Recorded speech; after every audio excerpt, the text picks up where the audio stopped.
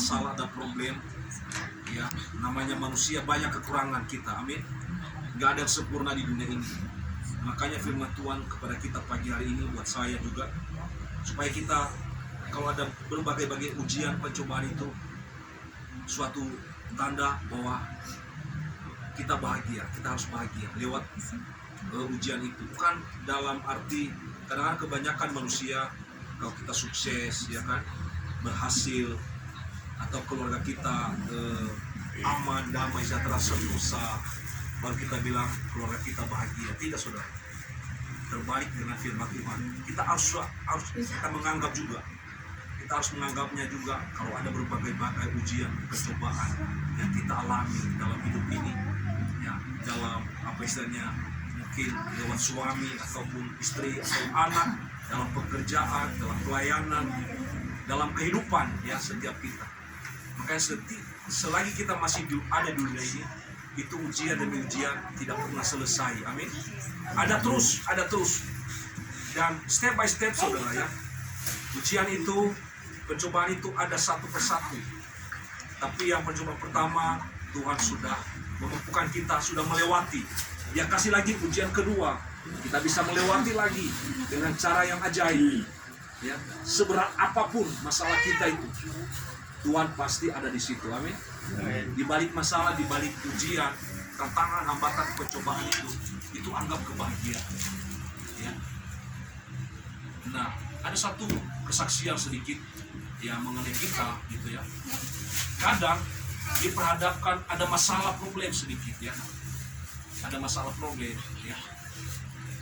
Yang satu sisi dia kasih masalah, ujian, ya, sampai ngambek sama ini. Tapi di sisi yang satu, contohnya anak kita, tahu-tahu dia dapat berkat, saudara.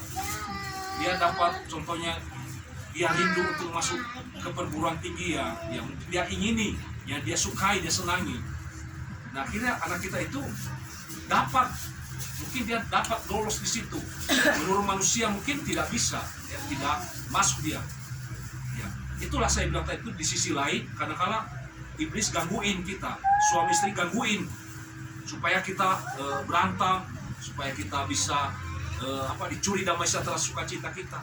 Tapi di sisi lain, anak kita berhasil, dia bisa masuk ke di mana perguruan tinggi itu, apa istilahnya, yang luar biasa, mujizat terjadi. Nah, di situ kita bisa ambil hikmatnya. Ada dua, ya, di antara kita di dalam itu, di dalam keluarga itu. Jadi yang satu bentrok, yang satu berkat. Nah, mau pilih yang mana? Apakah terus berdiam kepada supaya terus bentrok terus? Menurut saya kita lihat hal-hal yang positifnya. Anak kita ini luar biasa, ya. Ya, Tuhan sudah jawab doa kita. Tapi sebelum itu iblis gangguin dulu. Nah, kadang-kadang seperti itu. Kita dapat berkat di satu sisi, tapi ada juga setan gangguin juga. Ya. Nah, makanya kita harus sadar di situ. Kalau ada problem, ada masalah, tetap harus ingat Tuhan Yesus. Wah, ini ada berkat lagi, ini apa? Berkat apa lagi, Tuhan? Ya. Saya percaya bahwa di balik ini ada berkat, amin.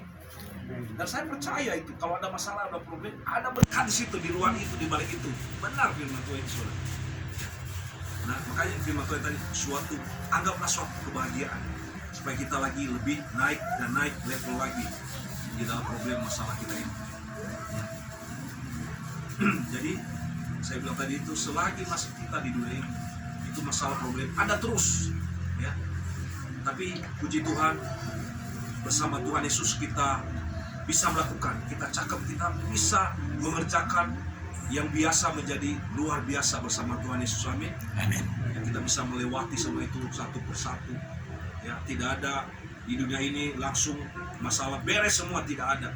Tapi satu-satu Tuhan jawab. Kita bergumul doa yang satu ini, Tuhan jawab. Kita lagi bergumul lagi, pasti Tuhan jawab. Apalagi mungkin ada yang lama lagi bergumul. Contohnya seperti Ibu Marbun, ya kan, pergumulannya apa? Anaknya belum terima Tuhan Yesus. Ada waktunya nanti, tapi bergumul terus. Jangan patah semangat, terus. Amin. Jadi kita di dalam hidup ini penuh perjuangan, saudara. Bukan PDI perjuangan, tapi berjuang terus bersama Tuhan Yesus. Ya. Suatu saat nanti kaget kita, kayak seperti mimpi, ini benar nggak sih? Ya. Ini sungguh luar biasa. Mungkin banyak kita mendengar kesaksian-kesaksian sana sini, ya. Jadi saya dengar ada hamba Tuhan dia bersaksi, mungkin orang ini dia sudah melayani, tapi orang ini susah sekali untuk menerima Tuhan Yesus. Tapi suatu saat, saudara, kita nggak tahu gimana cara Tuhan Yesus untuk menjamah orang yang sudah dilayani oleh hamba Tuhan ini. Ya, mungkin lewat lagu, ya. Lewat lagu aja udah dia bisa dijamah hatinya, bisa nangis sendiri, ya. Kadang-kadang orang tersebut beda-beda cara untuk Tuhan jamah mereka, lewat pelayan penginjilan, lewat pujian penyembahan, lewat pentahiran, lewat sharing-sharing juga sudah kadang-kadang, ya kenapa ini nangis terus gitu ya, nangis terus ya, mungkin hanya cerita sedikit langsung ada jamaah Tuhan. Makanya setiap kita anak-anak Tuhan saat ini, kalau kita melayani pekerjaan Tuhan, jangan kita paksakan, saudara. Biarlah Roh Kudus yang menggerakkan terus, menjamah, melawat. Pokoknya bagian kita ngabarkan Injil aja, ya, doakan Tuhan jamah, dan biarlah Tuhan yang mengambil alih setiap jiwa-jiwa yang kita doakan, yang kita berkati itu, ya. Nanti semua itu pasti itu jawaban Tuhan yang paling tepat, yang luar biasa. Amin. Amin. Seperti firman Tuhan mengatakan, apa yang tak pernah kita dengar, apa yang tak pernah kita pikirkan, tidak pernah timbul dalam hati, itu yang Tuhan sediakan bagi mereka yang mengasihi Dia. Itu sungguh luar biasa. Mungkin kita sudah mengalami firman ini, ya, dan terus pegang firman ini, terus ada lagi yang lain, ada lagi yang lain. Yang satu sudah selesai, ada lagi nanti berkat yang luar biasa. Ya, makanya firman Tuhan mengatakan, kita anggap suatu kebahagiaan kalau ada kita berbagai-bagai pencobaan jatuh dalam, istilahnya, menurut pikiran kita nggak terjadi seperti ini, tapi ya ini seizin Tuhan bisa seperti itu, masalah problem seperti itu. Hanya kita naikkan terima kasih Tuhan, kami mengucap syukur di waktu ini pertama. Nah, keduanya, sebab kamu tahu bahwa ujian terhadap imanmu itu menghasilkan ketekunan. Nah, kita harus bertekun terus di dalam Tuhan, di dalam mengiring Tuhan. Kita tekun terus. Jangan sedikit-sedikit udahlah, nggak usah lagi mengikuti Tuhan. Memang berat gitu, ya. Terus mengikuti siapa? Mengikuti dukun atau setan? Enggak, saudara. Kita harus terus ketekunan di dalam Dia. Kita tekun terus, ya. Orang-orang yang berhasil di dalam Tuhan itu terus tekun, rajin, dan dengar akan firman Tuhan. Dan dia terus membuka hatinya untuk Tuhan Yesus, supaya Tuhan Yesus mengambil alih seluruh hidupnya. Dan biarkanlah ketekunan itu memperoleh buah yang matang, supaya kamu menjadi sempurna dan utuh dan tak berkekurangan suatu apapun. Nah, ini jawabannya.